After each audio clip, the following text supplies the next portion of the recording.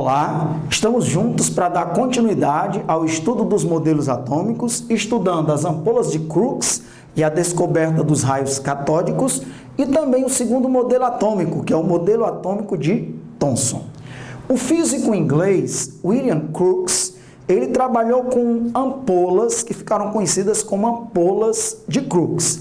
Essas ampolas eram ampolas de vidro, onde ele colocou um gás sob baixa pressão, por exemplo, gás hidrogênio, gás oxigênio. Tinha aqui uma bomba de vácuo para aspirar a maior parte do gás contido dentro desta ampola, deixando apenas o que a gente chama um gás residual, ou seja, um gás sob baixa pressão. A pressão do gás dentro da ampola ficou da ordem de 0,01 atm. Ele colocou dois eletrodos, o cátodo, que é o polo negativo, o ânodo, que é o polo positivo, e colocou uma grande diferença de potencial entre eles, da ordem de 20.000 volts. E o que ele notou foi um feixe luminoso que unia o cátodo, que é o polo negativo, com o ânodo, que é o polo positivo. Como esses raios eles saíam do cátodo, esses raios foram chamados de raios catódicos. Então, esse físico inglês, William Crookes, foi o primeiro a trabalhar com esse gás sob baixa pressão, nessas ampolas de Crookes. Mas ele parou por aí. Já o Thomson, em 1897, ele iniciou vários trabalhos com essas ampolas de Crookes. Ele fez vários experimentos e a conclusão, ou as conclusões desses vários experimentos vão fazer Thomson enunciar um segundo modelo atômico, que vai ser o modelo atômico de Thomson ou o modelo atômico do pudim de passas. Então, Thomson realizou experimentos com as ampolas de Crookes e com isso, depois de fazer vários estudos, ele enunciou algumas propriedades dos raios catódicos. Lembre-se que o Crookes trabalhou com esses raios catódicos, mas ele não aprofundou os seus experimentos, ele não chegou a nenhuma conclusão como Thomson vai chegar a respeito desses raios. Primeiro, Thomson disse, os raios catódicos possuem massa. Por quê? Porque eles movem uma pequena hélice. O Thomson colocou uma pequena hélice aqui dentro das ampolas de Crookes e quando os raios catódicos colidiam com essa ampola, faziam essa ampola girar. Então, ele concluiu que os raios catódicos possuem massa. Segunda propriedade dos raios catódicos determinada por Thomson, eles propagam-se em linha reta, porque projetam a sombra de um anteparo na parede oposta da ampola. O Thomson pegou esse ânodo, mudou ele de posição, por exemplo, colocou aqui em cima, e mesmo assim os raios catódicos se propagavam em linha reta. E ele colocou aqui um anteparo, por exemplo, uma cruz, aqui na frente dos raios catódicos, e foi projetada a sombra desse anteparo na parede oposta da ampola.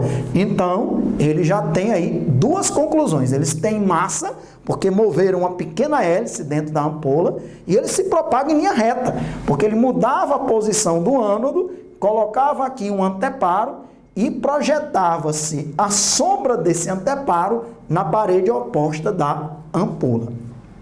Terceira propriedade dos raios catódicos, eles possuem carga elétrica negativa, porque ele observava um desvio desses raios catódicos na direção do polo positivo. Então, ele colocava aqui nessa ampola um polo negativo e um polo positivo, e esse feixe era desviado na direção do polo positivo. Como cargas opostas se atraem, se o feixe se desviava na direção do polo positivo, ele constatou que os raios catódicos eram negativos. São três características fundamentais. Possuem massa, se propagam em linha reta, possuem carga elétrica negativa, mas ele não parou por aí. Ele colocou aqui nessa ampola um campo elétrico e um campo magnético e foi variando a intensidade desses campos, do campo elétrico e do campo magnético, e conseguiu calcular a razão entre a carga e a massa dos raios catódicos. Então, usando um campo elétrico e um campo magnético, ele descobriu a razão entre a carga e a massa dos raios catódicos, e ele descobriu que essa razão entre a carga e a massa não varia nem com o tipo de metal que ele usava para constituir o cátodo e o ânodo, nem com o tipo de gás residual. Então, esses raios catódicos, portanto, segundo Thomson, fariam parte de qualquer tipo de matéria.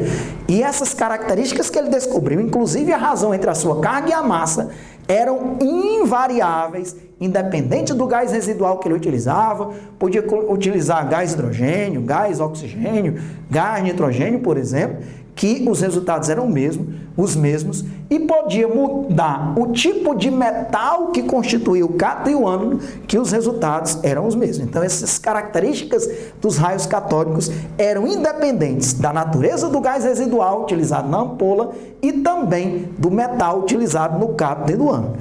Como os raios catódicos faziam parte de qualquer tipo de matéria, então Thomson acreditou que eles eram uma partícula subatômica, uma partícula menor do que o átomo. Lembre-se que antes do modelo atômico de Thomson, o que nós temos é o modelo atômico de Dalton, que é um átomo, uma esfera neutra, indivisível, indestrutível e que não existem partículas subatômicas. Então, Thomson denominou os raios catódicos de elétrons.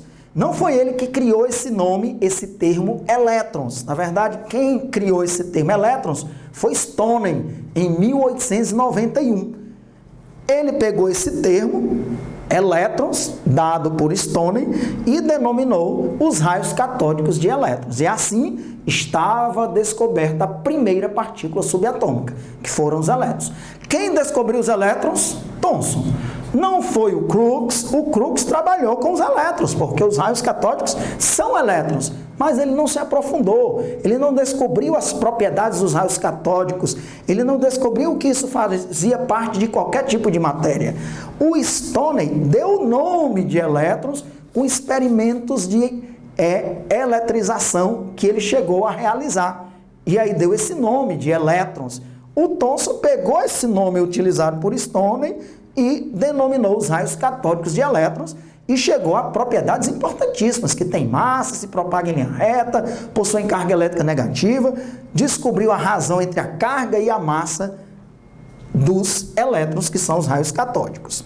Então, com isso, ele anunciou o seu modelo atômico chamado de pudim de passas. Algumas questões dizem pudim de ameixas, então você pode ver esses sinônimos aí. O modelo atômico de Thomson é o modelo atômico do pudim de passas ou pudim de ameixa.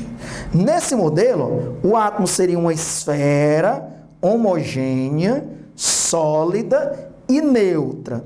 Os elétrons estariam incrustados em toda a estrutura do átomo.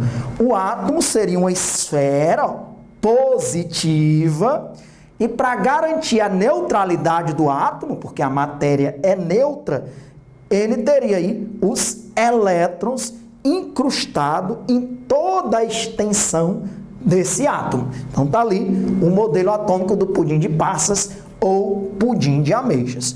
Um átomo, uma esfera positiva, não existem prótons no modelo de Thomson, os prótons só vão existir no próximo modelo, que é o modelo de Rutherford. Só existe uma partícula subatômica no modelo de Thomson, que são os elétrons. A esfera seria positiva, e para manter a neutralidade do átomo, nós tínhamos elétrons em toda a estrutura do átomo, que seria uma esfera sólida, homogênea e neutra. Homogênea porque os elétrons estavam distribuídos em toda a estrutura desse átomo.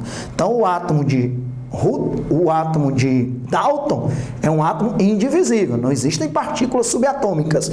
Já o átomo de Thomson é um átomo divisível, porque existem partículas menores do que o átomo, que são os elétrons. Então, a primeira partícula subatômica a ser descoberta foi descoberta por Thomson, com experimentos que ele começou a realizar em 1897. Nós vamos prosseguir os nossos estudos com a descoberta dos prótons e também o modelo de Rutherford, que vai ser o terceiro modelo atômico.